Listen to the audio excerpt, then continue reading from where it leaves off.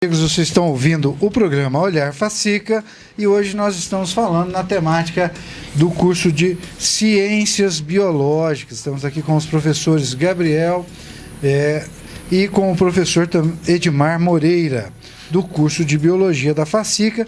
Estamos falando sobre profissional. O último bloco nós estávamos falando sobre ali os rendimentos. Em termos médios, o profissional de Biologia gira ali em torno de R$ 2.000 a R$ 6.500 em média, ou a depender da profissão ou do instituto que ele estiver trabalhando, um pouco mais ou um pouco menos, a depender do seu avanço profissional. Agora, nesse terceiro bloco do programa, nós vamos falar inevitavelmente sobre a questão do licenciamento. E ao falar sobre licenciamento ambiental, o biólogo está envolvido e nos remete recentemente ao desastre. Podemos usar esse termo desastre ali em Brumadinho, professores? Não.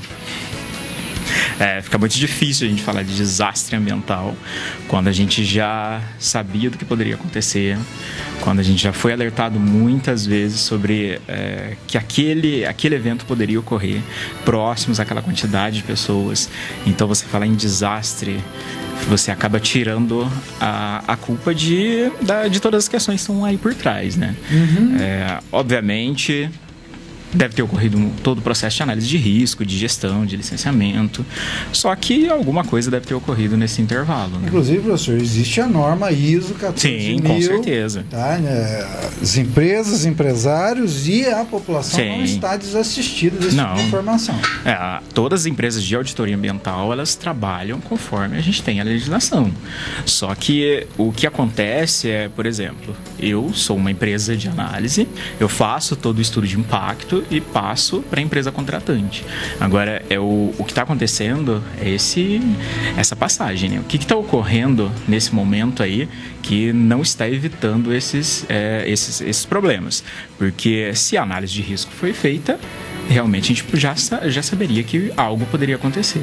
E mesmo depois, a gente já teve o empreendimento já foi instalado, a gente teve vários avisos. Então teve muitas empresas, principalmente ONGs aí, e não governamentais principalmente, que já avisaram, que fizeram todo o processo de análise de risco e viu que realmente aquele evento poderia acontecer.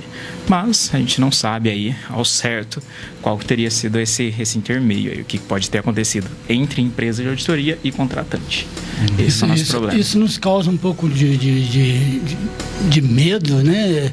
Porque a gente ouve falar, já tanta dita fake news, mas a gente ouve falar aí que vão frear o IBAMA no seu papel, né? Diz que é uma fábrica de multas, mas não é realmente uma fábrica de multas. É um processo de fiscalização de forma eficaz. Então, isso nos dá um certo receio sobre essa frase, né, de diminuir essa fiscalização por parte do IBAMA. A fiscalização já é pouca, né? A gente viu... Já não tem tanta infraestrutura. Já não tem tanta infraestrutura, né? Para um contingente de barragens existentes no estado, nós tínhamos o quê? 7 profissionais. Deixa eu contar um casinho muito interessante. Quando eu estava fazendo o trabalho de campo para doutorado na Estação Científica Ferreira Pena, uma estação linda, onde foi doado a parte monetária, econômica para a construção dessa estação científica por parte do governo inglês. Em frente tem a base do IBAMA. E nós conhecemos uma mocinha de São Paulo, passou no concurso e a mocinha sozinha no meio do Amazonas para fiscalizar. Uma área no outro dia ela teve lá, naquele setor ali do Rio Cachoanã.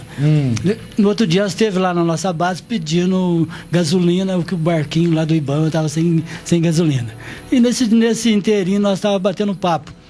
E ela contou que tão logo ela fixou residência ali, a família dela achou absurdo, uma mocinha nova, 25, 26 anos, morar no meio do Amazonas.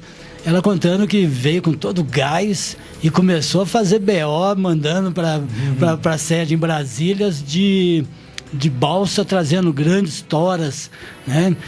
E ela contando que um dia apareceu o prefeito, o senhor prefeito, com seus guarda-costas, E falou pro guarda-costas, olha para ela, vigia ela, porque ela tá mexendo com gente graúda, não sei o quê. Eu sei que no final ela ficou sabendo que um dos maiores exploradores de madeira era o prefeito. Ela falou para nós, nunca mais eu fiz B.O. Fazava a barca com toras, ela virava a cara e falava, não vou mexer nisso não. Sem estrutura nenhuma, sozinha no Amazonas. Eu já ouvi alguns relatos parecidos. Mas a questão de Brumadinho, a questão de Mariana, e uma pergunta foi feita na imprensa, nós não aprendemos nada com isso, né?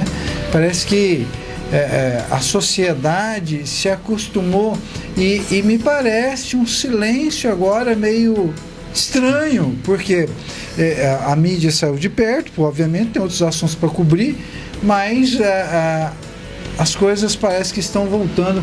Vou usar aqui um brevete, tudo Dantes conforme Abrantes, né? O quartel de Abrantes, parece que continua tudo como Dantes no quartel de Abrantes, né? Verdade. E parece-me também que houve um equívoco, porque o problema era com a técnica usada, com a barragem, a montante, jusante, até que apareceu um engenheiro e falou assim, não, a técnica é correta. A questão é que se você tem uma garrafa que cabe 2 litros d'água, ela está feita para caber 2 litros d'água. Agora, se você colocar 200 litros d'água nela, o que vai acontecer? Ela não aguenta. Então, não é a técnica. Existem técnicas mais modernas. O seco, muito bem. Mas diminui a competitividade. Mas eu queria saber com vocês, dado esse contexto, quais foram os indicadores biológicos que poderiam ter sido percebidos ou que ficaram assim patentes? Quando você olha aquelas imagens, aquilo é uma loucura, aquilo parece cena de filme, né? Eu não imaginava ver uma cena real daquele jeito, né? O que vocês acham? Que indicadores econômicos ali que ficariam, biológicos, ficariam evidentes de que teria problema? Se torna realmente uma tragédia, porque fica tão marcante na nossa vista essa tragédia, essa aberração à natureza, porque conversando com os alunos, o que pode resultar disto, porque o impacto é tão grande. Uma vez nós discutimos aqui no início da nossa argumentação de que a biologia envolve formas de vida de todas as dimensões, dentro de todas as dimensões possíveis. Então o impacto é muito grave, muito complexo, e só o tempo pode nos dizer o que pode amenizar ou pode mitigar esse impacto. Em termos de um trabalho eficaz, né, por parte principalmente do responsável dessa tragédia, juntando todos um corpo profissional, multiprofissional, né, para amenizar esse impacto. A natureza, ela tem sua resiliência, como nós estávamos argumentando, então eu imagino que para ela restituir a sua força e tocar o barco adiante vai ser um tempo bem médio e longo prazo. Essas questões de técnicas aí, de indicadores, por exemplo, o maior aviso, na verdade, o maior indicador, nem é a questão da técnica ser errada, da questão da técnica ser certa.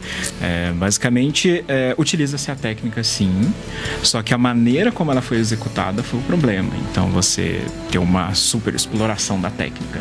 Você utilizou uma técnica que é utilizada por um certo procedimento, mas extrapolaram realmente. E a gente já vê aqui no próprio local, as comunidades não conseguem se instalar. Então você já tem esse aviso. Você já consegue ver que nenhuma comunidade biológica se instala nessas áreas. Então não tem colonização de maneira nenhuma. E agora, com esse crime ambiental, com todos esses dejetos sendo liberados aí, a gente tem dentro da ecologia um efeito muito grande que é o efeito cascata. Então, a primeira espécie ela é atingida ali, todas as outras vão indo uma atrás da outra. Bioma, né? Sim, e a gente tem muitas espécies chaves, que são aquelas que influenciam todas as outras populações. Então, se eu tenho uma espécie que é eliminada ou uma espécie que é atingida, todas as outras aí acabam sofrendo. E planta, animais, eles atuam muito. Sim, a cadeia fica totalmente desequilibrada. E talvez não tenha uma ação tóxica diretamente com o grupo, mas a maioria das comunidades bioacumulam. Então, ele se alimenta ou entra em contato com o material, não causa nada nele em primeiro momento, mas fica acumulado em tecidos, fica acumulado no indivíduo, e quando a gente tem alimentação